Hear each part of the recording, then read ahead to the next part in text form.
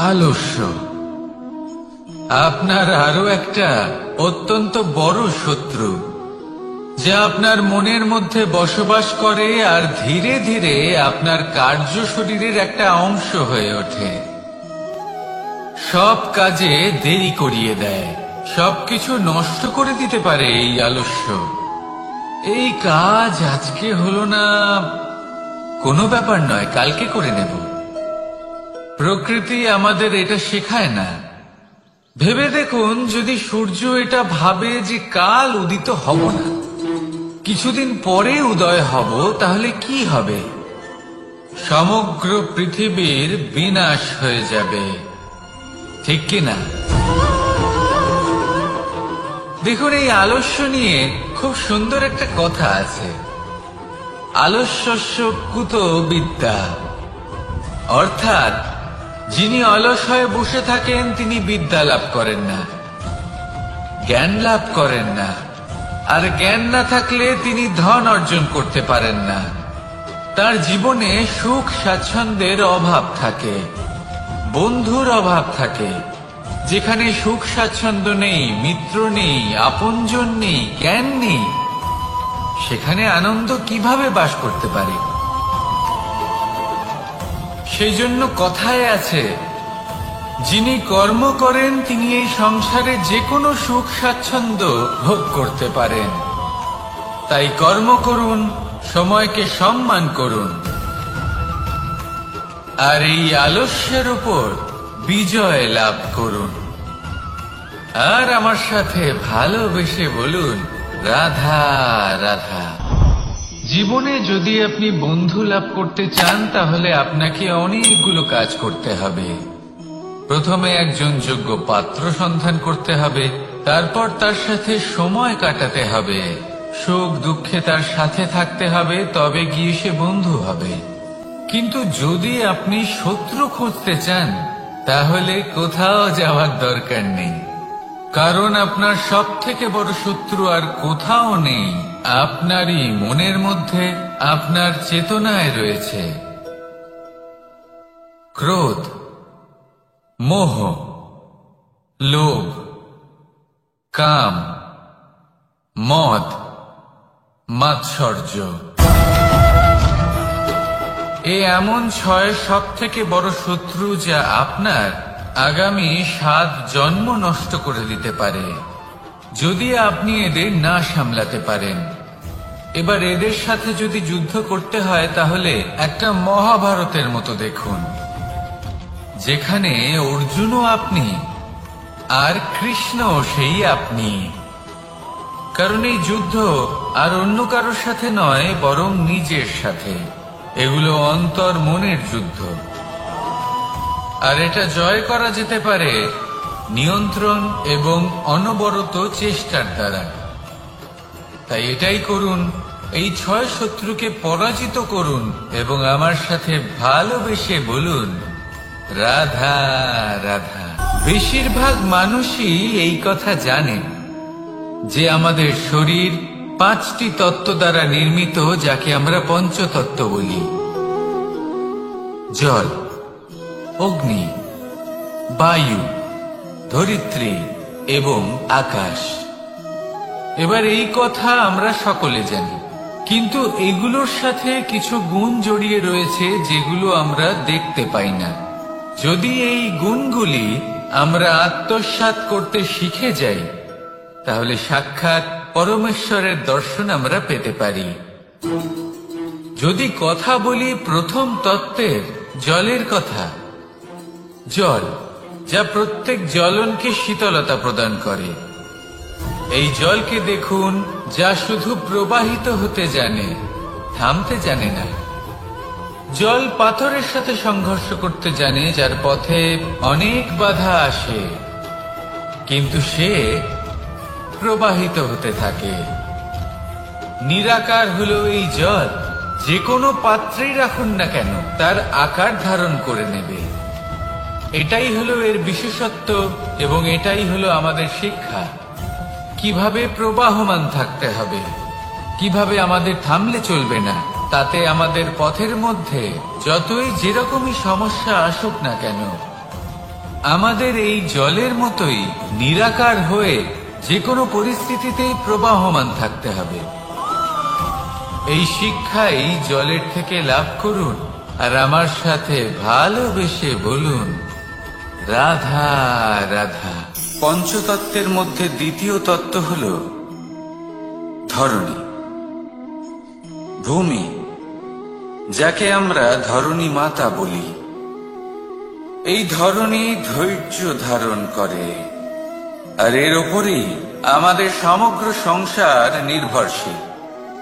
কারণ এই ভূমি সহ্য ক্ষমতা রাখে, এর সহ্য ক্ষমতা হল অপরিসীম। সন্তান যতই আঘাত প্রদান করুক না কেন, প্রেম পূর্বক সহ্য করে, আর তার বদলে অমূল্য রত্ন প্রদান করে। সন্তান যদি হাল চালায়, তাহলে তার বদলে তাকে অন্ন প্রদান করে। এটাই হলো ধরণী। এবার এর থেকে আমরা কি শিক্ষা পেতে পারি? এটাই যে কারোর জন্য কিছু করা বা কাউকে কিছু দেওয়া মনে কোনো কামনা ছাড়াই। আর এই কথাটা বুঝে যান, যদি কারোর জন্য কামনা না রেখে বা কোনো পাওয়ার আশা না রেখে কারোর জন্য কিছু করেন বা কারোকে কিছু দেন, যদি এটা আপনি শিখতে পারেন, তবে আপনি ভালোবাসতে শিখে গেছেন। আর সেই জন্যই এই ধরিত্রীকে মাতা বলা হয়। কারণ মাতা শুধু উনি নন যিনি গর্ভে সন্তানকে ধারণ করেন, মাতা তো উনিও যিনি জীবন বাঁচতে শেখান, যিনি জীবন বাঁচার উদাহরণ প্রদান করেন। তাহলে ধরণীর থেকে এই নিঃস্বার্থ ভাব শিখুন, নিঃস্বার্থ ভালোবাসা শিখুন, আর এই ভালোবাসার সাথেই বলুন, রাধা রাধা। বায়ু পঞ্চতত্ত্বের মধ্যে তৃতীয় তত্ত্ব। কেউ একে সমীর বলে, আবার কেউ একে পবন বলে। প্রথম কথা হলো এটাই যে এই বায়ু আমাদের জীবন দান করে প্রতিদিন, প্রত্যেক মুহূর্তে। এই বায়ুর কারণেই আমরা নিঃশ্বাস নিতে পারি, জীবিত থাকতে পারি। এই বায়ুই হলো সেই যা সকল মেঘেদের একত্রিত করে একটি স্থানে আর বর্ষা ঘটায়। আর এই বর্ষার কারণেই এই ধরিত্রীতে অন্ন উৎপন্ন হয়। এই বায়ুকে দেখুন, কখনো এতটা সৌম্য যে আপনার কোনোই তফাৎ বোধ হয় না, আর কখনো কখনো এমন রূপ ধারণ করে ফেলে যে অনেক বড় বড় পর্বতের আকার পর্যন্ত বদলে ফেলে। এটাই হলো বায়ুর বিশেষত্ব। বায়ু শেখায় যে সময়ের সাথে সাথে বইতে থাকো, সকলকে জীবন দান করো, সকলকে সাহায্য করো, কিন্তু যখন বিপদ সামনে আসবে তখন দৃঢ় হয়ে সম্মুখীন হও। বাধা অনুযায়ী নিজেকে গড়ে নিতে হবে। আর কখন কতটা কঠোর হতে হবে আর কখন কতটা সৌম্য হতে হবে, এটা বায়ুকে দেখে শিখুন। আর আমার সাথে ভালোবেসে বলুন, রাধা রাধা। অগ্নি চতুর্থ তত্ত্ব, সব থেকে বেশি গুরুত্বপূর্ণ কিন্তু তার থেকেও বেশি ভয়াবহ। কখনো অগ্নিকে নিয়ন্ত্রিত রূপে উনুনে জ্বলতে দেখেছেন? এই অগ্নি আমাদের খাবার বানাতে সাহায্য করে, যা আমাদের শক্তি প্রদান করে। কিন্তু এই অগ্নি যখন বিচলিত হয়, অনিয়ন্ত্রিত হয়ে কোন বনের আগুন হয়ে ওঠে, তখন মহা বিনাশ ঘটে যায়। আপনারই অন্তরের ঊর্জা হলো এই অগ্নি। এটা আপনার শক্তিও, আপনার ক্রোধ। একে ব্যবহার কিভাবে করবেন তা আপনারই হাতে। যদি কোনো ব্যক্তি নিজের অন্তরের এই ঊর্জাকে ব্যবহার করেন শক্তির রূপে, তাহলে সে বিকাশ ঘটাতে পারে, নির্মাণ ঘটাতে পারে। কিন্তু যদি কোনো ব্যক্তি তার অন্তরের ঊর্জাকে বিধ্বংসী অস্ত্র বানিয়ে ফেলেন, তাহলে নিশ্চিত রূপে মহা বিনাশ ঘটতে পারে, যাতে বিনাশ তারও অবশ্যই হবে। অনেক বছর পূর্বে এমনই এক আগুনের দ্বারা এই সুন্দর পৃথিবীর নির্মাণ হয়েছিল, আর অনেক বছর পূর্বে এমন এক আগুনেই সমস্ত জীব এবং সংসার বিলুপ্ত হয়ে গেছিল। এবার আপনি আপনার অন্তরের ঊর্জা দ্বারা বিনাশ ঘটাতে চান নাকি নির্মাণ ঘটাতে চান, সেই সিদ্ধান্ত আপনারই। আসুন আমার সাথে ভালোবেসে বলুন, রাধা রাধা। পঞ্চম তত্ত্ব, আকাশ, নব, ব্যোম। আসলে কোনো ভ্রম নাকি সত্য? ভ্রম তো হতে পারে না, কারণ ভ্রমের মধ্যে কেউ বাঁচতেই পারে না।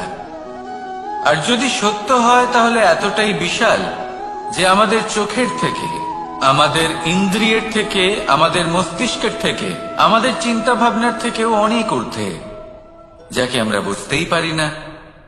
এটা যতটাই বিশাল আকার, ঠিক ততটাই সরল।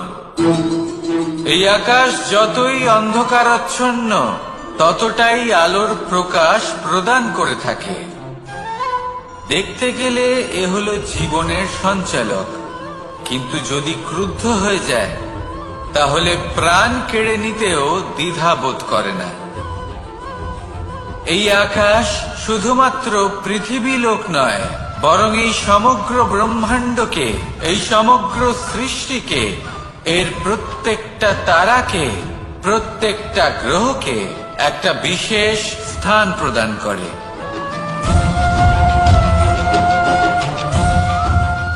এর নিজের কোনোই অস্তিত্ব নেই, কিন্তু সকলকে অস্তিত্ব প্রদান করে। এটাই হলো এই আকাশের মাহাত্ম্য। এই আকাশে হলো মাহাত্ম্যের প্রতিরূপ, যা আমাদের ভাবনা দ্বারা উৎপন্ন হয়। আপনিও আকাশের মতো এই বোধকে আপন করে নিন। আপনার জীবনও আকাশের মতন মহান এবং বিশাল হয়ে উঠবে। আর তখনই মন সুপ্রসন্ন হয়ে বলবে, রাধা রাধা। কাম, তৃতীয় পুরুষার্থ। এবার অধিকাংশ মানুষই কাম বলতে বিলাসিতা, বাসনা, লালসা মনে করে ফেলে। আসলে এমন কিছুই নয়। কামের বাস্তবিক অর্থ কি? কামের বাস্তবিক অর্থ হল কামনা। প্রতিটা ব্যক্তি, প্রতিটা মানুষ, প্রতিটা জীব এই সংসারে কোনো না কোনো বিশেষ কারণে আসে। সেই কারণকে পূর্ণ করার জন্য কর্ম করাকে কাম বলে। এখন সেটা সবার জন্য ভিন্ন হতে পারে। কারোর কাছে সেটা জ্ঞান অর্জন করা হতে পারে, আবার কারোর কাছে নির্মাণ করা হতে পারে। কারোর জন্য পরিবারকে সঞ্চালন করা হতে পারে, আবার কারোর জন্য এই সংসার থেকে পাপ দূর করা হতে পারে। কিন্তু সব থেকে গুরুত্বপূর্ণ হলো যে মানুষ যেন নিজের কর্ম ঠিক করে করে, সম্পূর্ণ যত্ন নিয়ে করে। তৃতীয় পুরুষার্থ মানে এই কাম। এটার অনুচিত অর্থ নিজেকে বোঝানো মানেই সমগ্র জীবনকে অর্থহীন করে দেওয়া। তাই প্রেম দ্বারা আপনার এই সংসারে আসার কারণটাকে অনুসন্ধান করুন, আর এই প্রেমের সাথেই বলুন, রাধা রাধা। এবার এই পুরুষার্থের বিষয়ে আপনারা অবশ্যই শুনেছেন। মোক্ষ, চতুর্থ পুরুষার্থ। আপনারা কি জানেন এই মোক্ষ আসলে কি?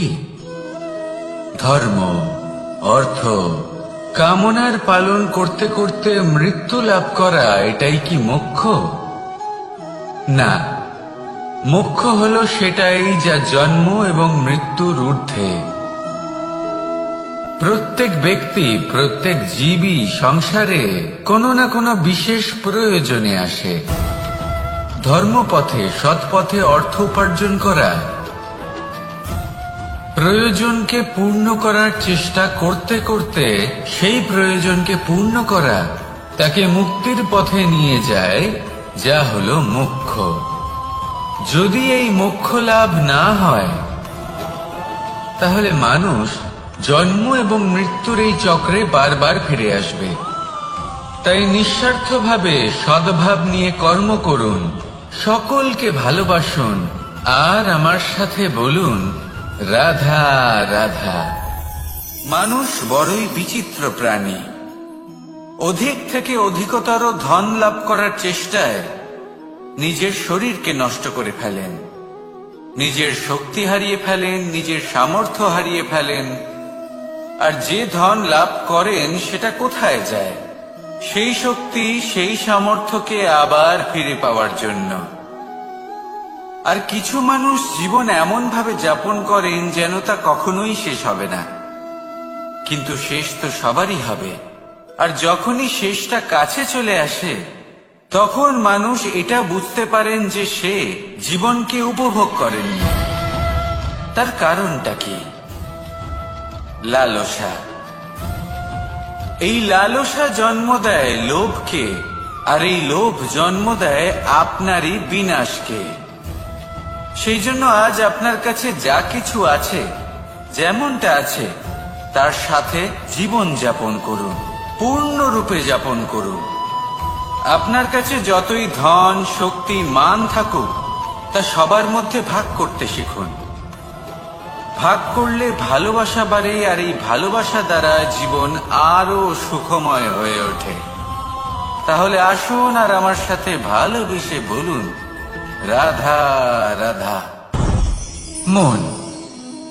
জীবনে যখনই কোনো বস্তু বা সুখ স্বাচ্ছন্দ্য অধিক মাত্রায় আপনার কাছে চলে আসে, তখন নিজেকে শ্রেষ্ঠ মনে করার একটা প্রবণতা দেখা যায়, যা হয় আত্মবিশ্বাসে পরিণত হয়, নয়তো অহংকারে।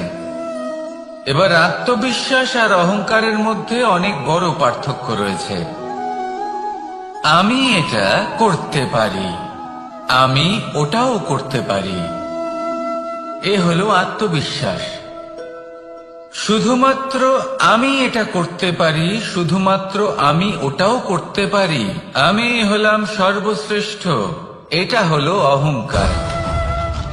এবার এই অহংকারের ধ্বনি অনেক দূর প্রবাহিত হয়, আর এর প্রহার সর্বপ্রথম আপনাকে বিপর্যস্ত করে।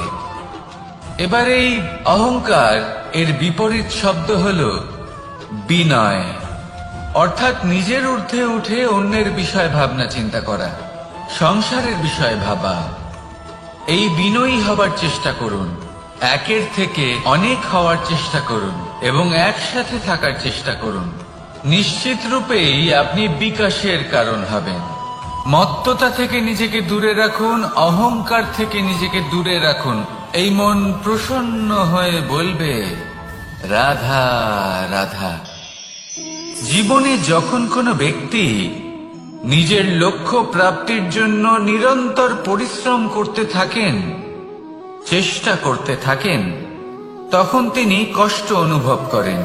কখনো শারীরিক কষ্ট, কখনো মানসিক কষ্ট। এবার উনি এটা ভাবতে থাকেন যে আমি কি উচিত করছি নাকি অনুচিত করছি। কারণ অন্যদিকে এমন একজন ব্যক্তিও আছেন যিনি একদমই পরিশ্রম চেষ্টা করছেন না। তিনি মদিরা পান করেন, বিলাসিতায় জীবন কাটান, অলস প্রকৃতির হয়ে ওঠেন, নিদ্রাতে বিলীন হয়ে থাকেন, আর ভাবেন যে তিনি সুখ লাভ করছেন। কিন্তু এরকম কেন হয়?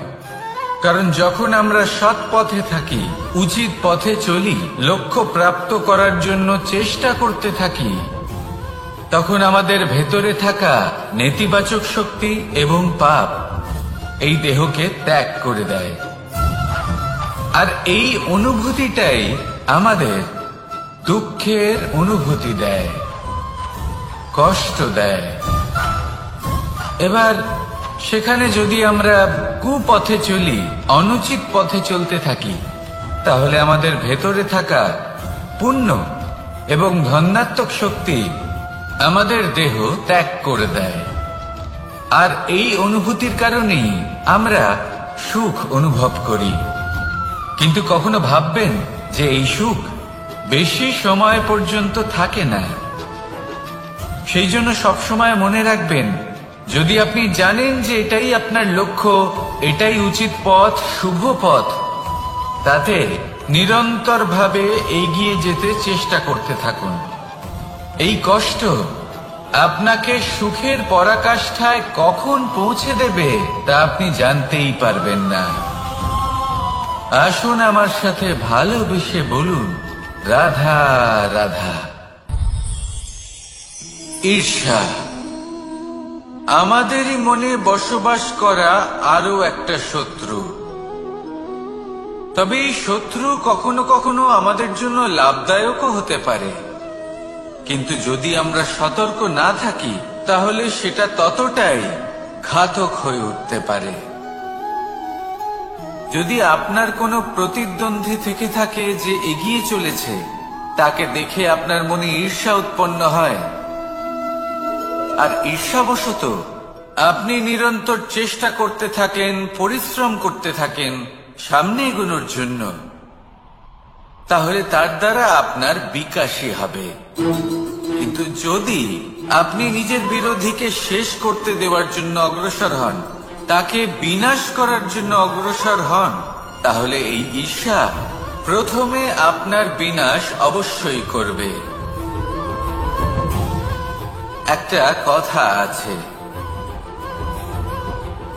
এটা পশু প্রবৃত্তি, আপনি শুধুই নিজের বিকাশের কথা ভাববেন। তিনিই হলেন প্রকৃত মানুষ, যিনি অন্য মানুষের জন্য প্রাণও দিতে পারেন। এই ঈর্ষা যদি আপনাকে বিকাশের পথে নিয়ে যেতে পারে তাহলে খুবই ভালো।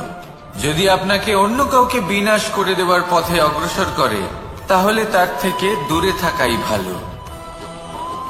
যেমন ধরুন, আপনার কাছে একটা সূচ আছে, যার দ্বারা আপনি ছেঁড়া কাপড়ও সেলাই করতে পারবেন বা অন্য কারোর পাত্রে ছিদ্রও করে দিতে পারবেন। আপনি কি চাইবেন, নিজের বিকাশ নাকি অন্য কারোর বিনাশ? সিদ্ধান্ত আপনারই। আসুন আর আমার সাথে ভালোবেসে বলুন, রাধা রাধা। বিষ এবং অমৃত, এর ভিত্তিতেই সংসার চক্র চলতে থাকে। যখন সমুদ্র মন্থন হয়েছিল তখন এই দুই প্রাপ্ত হয়েছিল। প্রথমে বিষ পাওয়া গেল, তারপর অমৃত। জীবন মন্থন করলেও এগুলো লাভ করা যায়। এবার এই যে বিষ, তা হলো অমৃতের থেকে অনেক বেশি শক্তিশালী এবং সেই জন্যই অনেক বেশি ঘাতকও। এবার বোঝার চেষ্টা করি এই বিষ আসলে কি। যে কোনো বস্তু বা কোনো ভাব যদি মাত্রার থেকে বেশি পরিমাণে আপনার কাছে থাকে, প্রয়োজনের থেকে বেশি আপনার কাছে থাকে, তাহলে সেটা আপনার কাছে বিষ সমান হতে পারে। তা সে ধন হোক, শক্তি হোক, সম্মান হোক, ইত্যাদি ইত্যাদি। যদি আপনার কাছে এমন কিছু থেকে থাকে যা মাত্রার থেকে বেশি পরিমাণে আপনার কাছে আছে, তাহলে তাকে ভাগ করতে শিখুন। যদি আপনি ভাগ করতে শিখে যান তাহলে এই বিষই আপনার জন্য অমৃতে পরিণত হবে, আর তাদের কাছেও অমৃত সমান হয়ে উঠবে যাদের এই সাহায্যের প্রয়োজন। তাহলে ভাগ করে নিতে শিখুন আর আমার সাথে ভালোবেসে বলুন, রাধা রাধা। কোনো বাড়িতে, কোনো পরিবারে যখন কারোর জন্ম হয় তখন তা কত সুখের মুহূর্ত হয়।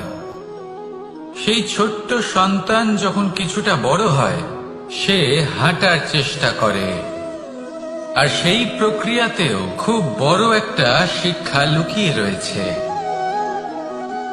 ঠেলে দেওয়া। যখন আপনি হাঁটতে চান, সামনে এগোতে চান, তখন আপনি কি করেন? নিজের পায়ের তলার যে মাটি তাকে আপনি পেছনে ঠেলে দেন। ব্যাস, এই একই জিনিস তো জীবনেও শিখতে হবে। এবার যদি আপনি জ্ঞানের পথে অগ্রসর হতে চান, তাহলে অজ্ঞানতাকে পেছনে সরিয়ে দিতে হবে। যদি আপনি প্রকাশের দিকে এগোতে চান, তাহলে অন্ধকারকে পেছনে সরিয়ে দিতে হবে। যদি আপনি ভবিষ্যতে সফল হতে চান, তাহলে অতীতের যে অসফলতাগুলিকে পেছনে সরিয়ে দিতে হবে। যে জল বইতে বইতে থেমে যায়, তাকে আমরা নালা বলে থাকি। তার থেকে দুর্গন্ধ বের হয়। কিন্তু যে জল বইতেই থাকে, তাকেই আমরা পবিত্র জল বলি। তাহলে আপনিও কর্ম করতে থাকুন, কখনো থামবেন না। আর আমার সাথে ভালোবেসে বলুন, রাধা রাধা। যোগাসন। যোগাসনে আসন অত্যন্ত গুরুত্বপূর্ণ। এবার আমি বলবো সবথেকে শ্রেষ্ঠ আসন কোনটি। আশ্বাস। নিজেকে আশ্বস্ত করতে থাকুন যে আমি আছি, সব ঠিক হবে, যা হচ্ছে ভালোর জন্য হচ্ছে। এই আশ্বাস আপনাকে জীবনে এমন ধনাত্মক বিশ্বাস দেবে যে আপনি বড় বড় সমস্যার সমাধান করতে পারবেন। এবার যদি কথা বলি সবথেকে কঠিন সময়ের, তাহলে সেটা হলো বিচ্ছেদের। যা মা সীতাকে সহ্য করতে হয়েছে শ্রীরামের জন্য, রাধা কৃষ্ণকেও সহ্য করতে হয়েছে। যে ব্যক্তি বিচ্ছেদের সময় সঠিক পথে চলে এসেছে, সে জীবনে অনেক শ্রেষ্ঠ স্থানে অবশ্যই পৌঁছতে পারবে। এবার যদি কথা বলি সবথেকে জরুরি এবং গুরুত্বপূর্ণ সময়, তাহলে সেটা হলো সংযোগ। সকলকে সাহায্য করতে থাকুন।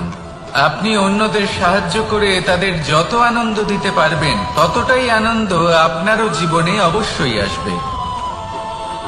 আসুন আর আমার সাথে ভালোবেসে বলুন, রাধা রাধা। কামবোধ। এটাই আপনার অন্তরের প্রথম শত্রু। বেশিরভাগ মানুষই কামবোধ বলতে লালসা বোঝেন, কিন্তু এটা সম্পূর্ণ সত্য নয়। কামের আসল অর্থ হল কামনা। এটা খুবই সহজ ব্যাপার। মনুষ্য শরীর থাকলে, মানুষের মন থাকলে এই কামনা অবশ্যই থাকবে। এবার এটাই দেখতে হবে যে এই কামনা নেতিবাচক কামনা নাকি ইতিবাচক কামনা। অন্য কারোর জিনিসে নজর দেওয়া, অন্য কোনো মানুষের উপর নজর দেওয়া, কোনো অনুচিত বস্তুর দিকে নজর দেওয়া, এই নেতিবাচক কামনা। আর এই দুষ্কামনা মানুষকে দিয়ে অপকর্ম করাবেই করাবে। তাই মনে রাখবেন, যে ব্যক্তি নিজের কামনাকে নিয়ন্ত্রণে রাখতে পারেন, তিনি সঠিক পথেও থাকেন, সঠিক লক্ষ্যে পৌঁছতেও পারেন। যিনি কামনা নিয়ন্ত্রণে রাখতে পারেন না, তিনি তার পথও হারিয়ে ফেলেন এবং লক্ষ্যচ্যুতও হন। তাই মনে রাখবেন, নিজের কামনাগুলিকে নিয়ন্ত্রণে রাখুন। কাম নামক এই শত্রুর ওপর বিজয় লাভ করুন। আর আমার সাথে ভালোবেসে বলুন, রাধা রাধা। ক্রোধ। আপনার অন্তরের আরো একটা শত্রু। এই ক্রোধ আসলে কি? আপনার মনের এক ভাবনা, যা আপনার মনেই উৎপন্ন হয়। এই মন আত্মার সাথে যুক্ত থাকে। এখন একটা ভাবনা যা আত্মার সাথে যুক্ত থাকে, তাকে অনুচিত কেন বলা হয়, সেটা বোঝার চেষ্টা করুন। ক্রোধ কখনো কখনো জরুরি হয়, বিশেষ রূপে তখন যখন আপনি সঠিক পক্ষে দাঁড়িয়ে রয়েছেন এবং সামনের ব্যক্তি অধর্মের পক্ষে রয়েছেন আর বিনম্রভাবে মানছেন না। যেমন শ্রীরাম ক্রুদ্ধ হয়েছিলেন সাগরের ওপর। ওটা উচিত ছিল, আর তা ততক্ষণই উচিত যতক্ষণ আপনি ক্রোধকে নিয়ন্ত্রণ করছেন। যদি ক্রোধ আপনাকে নিয়ন্ত্রণ করতে শুরু করে, তাহলে পরিস্থিতি এমনও হতে পারে ধরুন একজন ব্যক্তির প্রতি ক্রোধের কারণে আপনি তার ক্ষতি করতে চান। আপনি একটা কয়লা হাতে নিলেন, আর সেই কয়লা সামনের ব্যক্তির ক্ষতি করার পূর্বে আপনার হাত জ্বালিয়ে দেবে। ব্যাস, ক্রোধ এটাই করে। সর্বপ্রথম আপনার ক্ষতি করে, আপনার বিবেক হরণ করে নেয়, আপনি আপনার নিয়ন্ত্রণ হারিয়ে ফেলেন, আর সবকিছু নষ্ট হয়ে যায়। বেশিরভাগ মানুষ ক্রোধে এমন সিদ্ধান্ত নেন যে সেটা তাদেরই বিনাশের কারণ হয়ে দাঁড়ায়।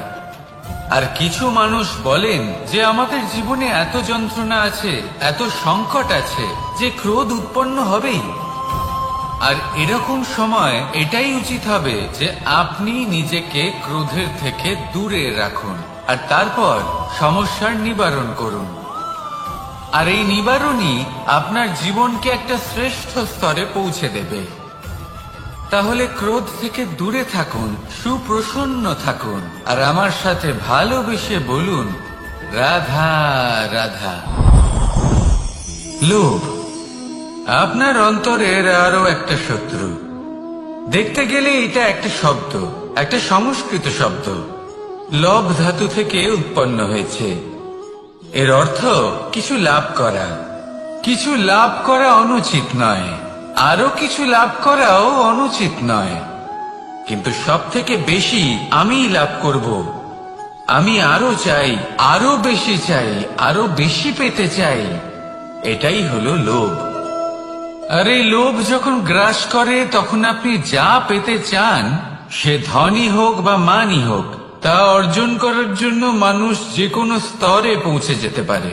যদি মানুষ ধন অর্জন করতে চান তাহলে তার জন্য তারা অধর্মের পথেও চলতে পারেন। যদি সম্মান অর্জন করতে চান তাহলে অন্য মানুষকে ছোটও করতে পারেন। শেষ পর্যন্ত আপনার এটা মনে হতে পারে যে যদি একটু অল্পই প্রাপ্ত করতাম, কিন্তু ভালোবেসে প্রাপ্ত করতাম, এই জীবন আরো অনেক বেশি সুখী হতো। লোভ আপনার জীবনে, আপনার মনে কখন যে প্রবেশ করবে সেটা আপনি জানতেও পারবেন না। তাই এটা চিনতে শিখুন, আর তৎক্ষণাৎ জীবন থেকে বাইরে ফেলে দিন। যা কিছু লাভ করতে চান তা ভালোবেসে লাভ করুন, আর সেই ভালোবাসার সাথেই বলুন, রাধা রাধা। মোহ আপনার অন্তরের আরো একটা শত্রু। এবার মানুষ প্রেম আর মোহের মধ্যে পার্থক্য বুঝতে পারে না। কিছু মানুষ ভাবে যে মোহর মধ্যে খারাপ কি আছে। যদি কোনো মানুষের তার বাবা মার প্রতি, তার সন্তানের প্রতি মোহ থাকে, তবে খারাপ কি আছে? খারাপ আছে, আর সেটা তাদের জন্য খারাপ হতে পারে যাদের প্রতি আপনার এই মোহ আছে। এবার মোহ আর প্রেমের মধ্যে পার্থক্য আপনাকে বোঝাচ্ছি। মোহ শুধুমাত্র পেতে চায়, সেখানে প্রেম শুধুমাত্র দিতে শেখায়। এই দুই পরিস্থিতিতেই আপনার হাত প্রসারিত থাকে। মোহের ক্ষেত্রে কোনো বস্তু বা কোনো ব্যক্তিকে লাভ করার জন্য, আর প্রেমে শুধুই প্রদান করার জন্য। মোহর বশে আপনার পায়ে বাঁধন পড়ে যেতে পারে। যদি মাতা পিতার তার সন্তানের প্রতি মোহ থাকে, তাহলে তারা তাদের সন্তানকে কখনো দুঃখে, চিন্তায়, যন্ত্রণায় দেখতেই পারবে না।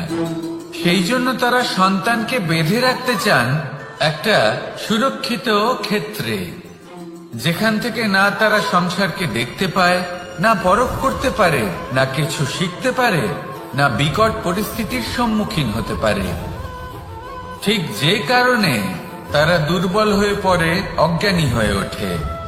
তাদের বিকাশ সেখানেই স্তব্ধ হয়ে যায়, আর সেখানে প্রেম শুধুমাত্র বিকাশের পথে নিয়ে যায়। মা বাবা যদি সন্তানকে ভালোবাসেন তাহলে তাকে ছেড়ে দেন, যে যাও সংসারকে দেখো, পরখ করো, আর শেখো। কিভাবে এর সাথে লড়াই করতে হবে সেটা নিজে শেখো। নিজের শক্তি নিজেই বাড়িয়ে তোলো, নিজের পথ চয়ন করো। সেই জন্য এই মোহর শিকল ভেঙে ফেলুন আর প্রেমকে আপন করে নিন। আর এই প্রেম দ্বারাই বলুন, রাধা রাধা। আলস্য আপনার আরো একটা অত্যন্ত বড় শত্রু, যা আপনার মনের মধ্যে বসবাস করে আর ধীরে ধীরে আপনার কার্য শরীরের একটা অংশ হয়ে ওঠে। সব কাজে দেরি করিয়ে দেয়, সবকিছু নষ্ট করে দিতে পারে এই আলস্য। এই কাজ আজকে হলো না, কোনো ব্যাপার নয়, কালকে করে নেব। প্রকৃতি আমাদের এটা শেখায় না। ভেবে দেখুন, যদি সূর্য এটা ভাবে যে কাল উদিত হব না, কিছুদিন পরে উদয় হব, তাহলে কি হবে? সমগ্র পৃথিবীর বিনাশ হয়ে যাবে, ঠিক কিনা? দেখুন, এই আলস্য নিয়ে খুব সুন্দর একটা কথা আছে, আলস্যস্য কুতো বিদ্যা। অর্থাৎ যিনি অলস হয়ে বসে থাকেন তিনি বিদ্যা লাভ করেন না, জ্ঞান লাভ করেন না। আর জ্ঞান না থাকলে তিনি ধন অর্জন করতে পারেন না। তার জীবনে সুখ স্বাচ্ছন্দ্যের অভাব থাকে, বন্ধুর অভাব থাকে। যেখানে সুখ স্বাচ্ছন্দ্য নেই, মিত্র নেই, আপনজন নেই, জ্ঞান নেই, সেখানে আনন্দ কিভাবে বাস করতে পারে? সেই জন্য কথায় আছে, যিনি কর্ম করেন তিনি এই সংসারে যে কোনো সুখ স্বাচ্ছন্দ্য ভোগ করতে পারেন। তাই কর্ম করুন, সময়কে সম্মান করুন, আর এই আলস্যের উপর বিজয় লাভ করুন। আর আমার সাথে ভালোবেসে বলুন, রাধা রাধা। জীবনে যদি আপনি বন্ধু লাভ করতে চান, তাহলে আপনাকে অনেকগুলো কাজ করতে হবে। প্রথমে একজন যোগ্য পাত্র সন্ধান করতে হবে, তারপর তার সাথে সময় কাটাতে হবে, সুখ দুঃখে তার সাথে থাকতে হবে, তবে গিয়ে সে বন্ধু হবে। কিন্তু যদি আপনি শত্রু খুঁজতে চান, তাহলে কোথাও যাওয়ার দরকার নেই, কারণ আপনার সব থেকে বড় শত্রু আর কোথাও নেই, আপনারই মনের মধ্যে, আপনার চেতনায় রয়েছে। ক্রোধ, মোহ, লোভ, কাম, মদ, মাৎসর্য। এ এমন 6 সব থেকে বড় শত্রু, যা আপনার আগামী 7 জন্ম নষ্ট করে দিতে পারে, যদি আপনি এদের না সামলাতে পারেন। এবার এদের সাথে যদি যুদ্ধ করতে হয়, তাহলে একটা মহাভারতের মতো দেখুন, যেখানে অর্জুনও আপনি আর কৃষ্ণও সেই আপনি। কারণ এই যুদ্ধ আর অন্য কারোর সাথে নয়, বরং নিজের সাথে। এগুলো অন্তর মনের যুদ্ধ, আর এটা জয় করা যেতে পারে নিয়ন্ত্রণ এবং অনবরত চেষ্টার দ্বারা। তাই এটাই করুন, এই 6 শত্রুকে পরাজিত করুন এবং আমার সাথে ভালোবেসে বলুন, রাধা রাধা। বেশিরভাগ মানুষই এই কথা জানে যে আমাদের শরীর 5টি তত্ত্ব দ্বারা নির্মিত, যাকে আমরা পঞ্চতত্ত্ব বলি। জল, অগ্নি, বায়ু, ধরিত্রী এবং আকাশ। এবার এই কথা আমরা সকলে জানি, কিন্তু এগুলোর সাথে কিছু গুণ জড়িয়ে রয়েছে, যেগুলো আমরা দেখতে পাই না। যদি এই গুণগুলি আমরা আত্মসাৎ করতে শিখে যাই, তাহলে সাক্ষাৎ পরমেশ্বরের দর্শন আমরা পেতে পারি। যদি কথা বলি প্রথম তত্ত্বের, জলের কথা, জল যা প্রত্যেক জ্বলনকে শীতলতা প্রদান করে। এই জলকে দেখুন, যা শুধু প্রবাহিত হতে জানে, থামতে জানে না। জল পাথরের সাথে সংঘর্ষ করতে জানে, যার পথে অনেক বাধা আসে, কিন্তু সে প্রবাহিত হতে থাকে।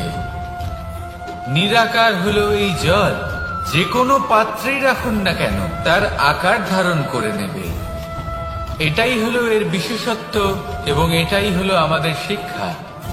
কিভাবে প্রবাহমান থাকতে হবে, কিভাবে আমাদের থামলে চলবে না, তাতে আমাদের পথের মধ্যে যতই যেরকমই সমস্যা আসুক না কেন, আমাদের এই জলের মতোই নিরাকার হয়ে যে কোনো পরিস্থিতিতেই প্রবাহমান থাকতে হবে। এই শিক্ষাই জলের থেকে লাভ করুন, আর আমার সাথে ভালোবেসে বলুন, রাধা রাধা। পঞ্চতত্ত্বের মধ্যে দ্বিতীয় তত্ত্ব হল ধরণী, ভূমি, যাকে আমরা ধরণী মাতা বলি। এই ধরণী ধৈর্য ধারণ করে, আর এর ওপরেই আমাদের সমগ্র সংসার নির্ভরশীল। কারণ এই ভূমি সহ্য ক্ষমতা রাখে, এর সহ্য ক্ষমতা হল অপরিসীম।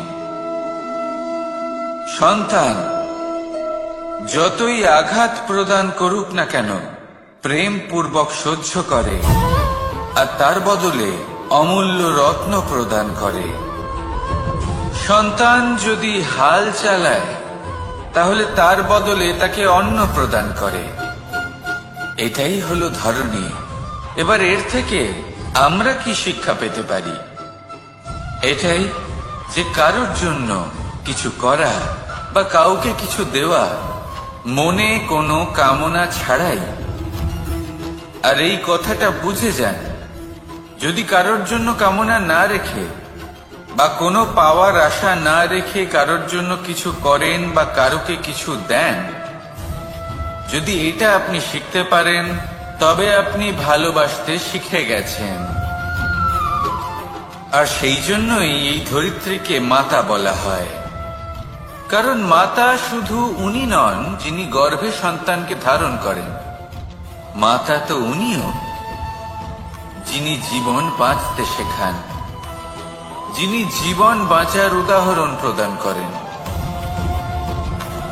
তাহলে ধরণীর থেকে এই নিঃস্বার্থ ভাব শিখুন, নিঃস্বার্থ ভালোবাসা শিখুন, আর এই ভালোবাসার সাথেই বলুন, রাধা রাধা। বায়ু পঞ্চতত্ত্বের মধ্যে তৃতীয় তত্ত্ব। কেউ একে সমীর বলে, আবার কেউ একে পবন বলে। প্রথম কথা হলো এটাই যে এই বায়ু আমাদের জীবন দান করে প্রতিদিন, প্রত্যেক মুহূর্তে। এই বায়ুর কারণেই আমরা নিঃশ্বাস নিতে পারি, জীবিত থাকতে পারি। এই বায়ুই হলো সেই যা সকল মেঘেদের একত্রিত করে একটি স্থানে আর বর্ষা ঘটায়। আর এই বর্ষার কারণেই এই ধরিত্রীতে অন্ন উৎপন্ন হয়। এই বায়ুকে দেখুন, কখনো এতটা সৌম্য যে আপনার কোনোই তফাৎ বোধ হয় না, আর কখনো কখনো এমন রূপ ধারণ করে ফেলে যে অনেক বড় বড় পর্বতের আকার পর্যন্ত বদলে ফেলে। এটাই হলো বায়ুর বিশেষত্ব। বায়ু শেখায় যে সময়ের সাথে সাথে বইতে থাকো, সকলকে জীবন দান করো, সকলকে সাহায্য করো, কিন্তু যখন বিপদ সামনে আসবে তখন দৃঢ় হয়ে সম্মুখীন হও।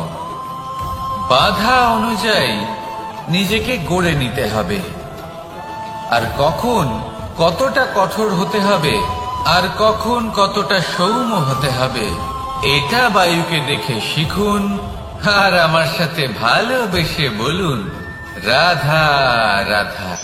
অগ্নি চতুর্থ তত্ত্ব, সব থেকে বেশি গুরুত্বপূর্ণ কিন্তু তার থেকেও বেশি ভয়াবহ।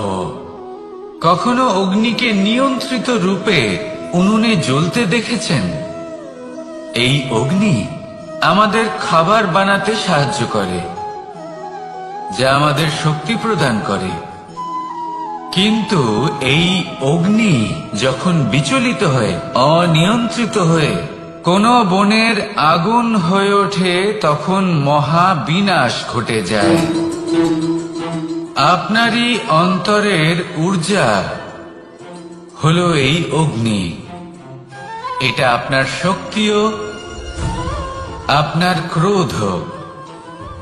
একে ব্যবহার কিভাবে করবেন তা আপনারই হাতে। যদি কোনো ব্যক্তি নিজের অন্তরের এই ঊর্জাকে ব্যবহার করেন শক্তির রূপে, তাহলে সে বিকাশ ঘটাতে পারে, নির্মাণ ঘটাতে পারে। কিন্তু যদি কোনো ব্যক্তি তার অন্তরের ঊর্জাকে বিধ্বংসী অস্ত্র বানিয়ে ফেলেন, তাহলে নিশ্চিত রূপে মহা বিনাশ ঘটতে পারে, যাতে বিনাশ তারও অবশ্যই হবে। অনেক বছর পূর্বে এমনই এক আগুনের দ্বারা এই সুন্দর পৃথিবীর নির্মাণ হয়েছিল। আর অনেক বছর পূর্বে এমন এক আগুনেই সমস্ত জীব এবং সংসার বিলুপ্ত হয়ে গেছিল। এবার আপনি আপনার অন্তরের ঊর্জা দ্বারা বিনাশ ঘটাতে চান নাকি নির্মাণ ঘটাতে চান, সেই সিদ্ধান্ত আপনারই। আসুন আমার সাথে ভালোবেসে বলুন, রাধা রাধা। পঞ্চম তত্ত্ব, আকাশ, নব, ব্যোম। আসলে কোনো ভ্রম নাকি সত্য?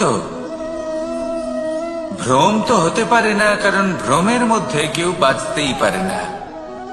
আর যদি সত্য হয় তাহলে এতটাই বিশাল যে আমাদের চোখের থেকে, আমাদের ইন্দ্রিয়ের থেকে, আমাদের মস্তিষ্কের থেকে, আমাদের চিন্তা ভাবনার থেকেও অনেক ঊর্ধ্বে, যাকে আমরা বুঝতেই পারি না। এটা যতটাই বিশাল আকার, ঠিক ততটাই সরল। এই আকাশ যতই অন্ধকারাচ্ছন্ন, ততটাই আলোর প্রকাশ প্রদান করে থাকে। দেখতে গেলে এ হলো জীবনের সঞ্চালক, কিন্তু যদি ক্রুদ্ধ হয়ে যায় তাহলে প্রাণ কেড়ে নিতেও দ্বিধা বোধ করে না। এই আকাশ শুধুমাত্র পৃথিবী লোক নয়, বরং এই সমগ্র ব্রহ্মাণ্ডকে, এই সমগ্র সৃষ্টিকে, এর প্রত্যেকটা তারাকে, প্রত্যেকটা গ্রহকে একটা বিশেষ স্থান প্রদান করে।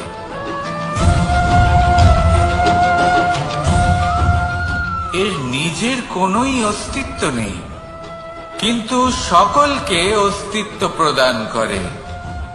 এটাই হলো এই আকাশের মাহাত্ম্য। এই আকাশই হলো মাহাত্ম্যের প্রতিরূপ, যা আমাদের ভাবনা দ্বারা উৎপন্ন হয়। আপনিও আকাশের মতো এই বোধকে আপন করে নিন। আপনার জীবনও আকাশের মতন মহান এবং বিশাল হয়ে উঠবে। আর তখনই মন সুপ্রসন্ন হয়ে বলবে, রাধা রাধা।